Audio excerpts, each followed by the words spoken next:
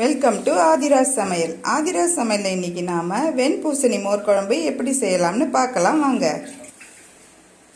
இதுக்கு நான் 1/2 கிலோ வெண்பூசணிக்காய் எடுத்து க்ளீன் பண்ணி சின்ன சின்ன துண்டா எடுத்து வச்சிருக்கேன்.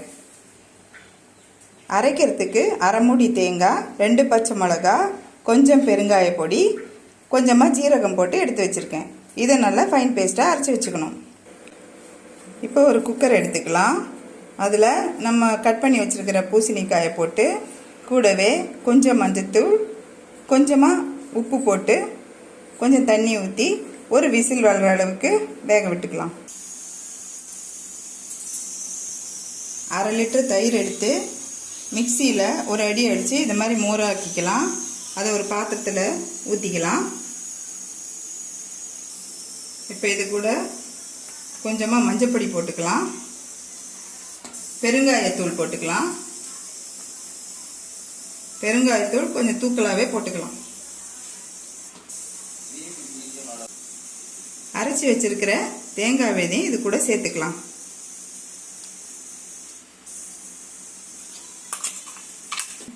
கூடவே கொஞ்சம் உப்பு போட்டு இதை நல்லா கலந்து விட்டுக்கலாம்.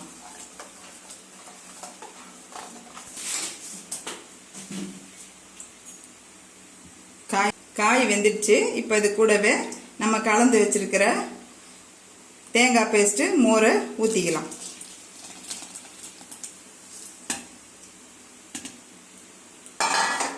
ஊற்றி நல்லா கலந்து விட்டு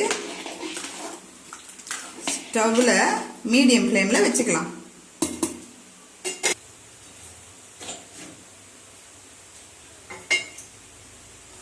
கிளறி விட்டுக்கலாம்.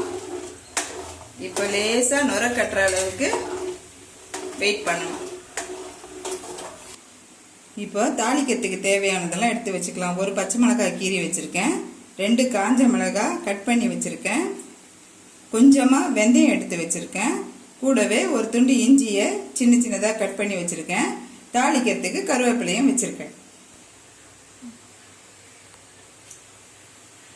இப்போ நுர கட்டி வர ஆரம்பிச்சிருச்சு. லேசாக பொங்கி வர அளவுக்கு பார்த்து பொங்கி வந்தோடனே இறக்கிக்கலாம். இப்போ கொதி வர ஆரம்பிச்சிருச்சு. இப்போ இறக்கிக்கலாம். மீடியம் ஃப்ளேமில் வச்சு ஒரு தாளிப்பு கடாயை வச்சுக்கலாம்.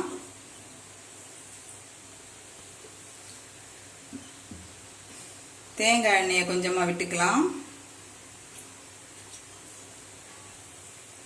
எண்ணெய் சூடானதும் கொஞ்சமாக கடுகு போட்டுக்கலாம், கொஞ்சம் ஜீரகமும் போட்டுக்கலாம்.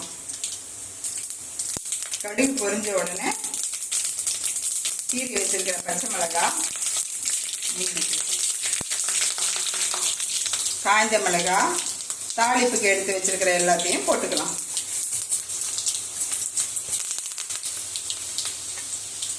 கொஞ்சம் கருவேப்பிலை போட்டுக்கலாம்.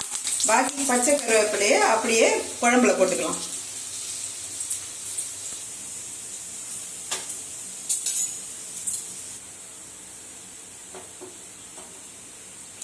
இப்போ தாளிதை நல்லா புரிஞ்சிடுச்சு.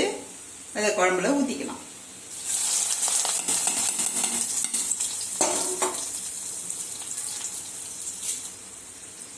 இப்போ நமக்கு தேவையான சுவையான மோர் குழம்பு ரெடி. வாங்க சாப்பிடலாம்.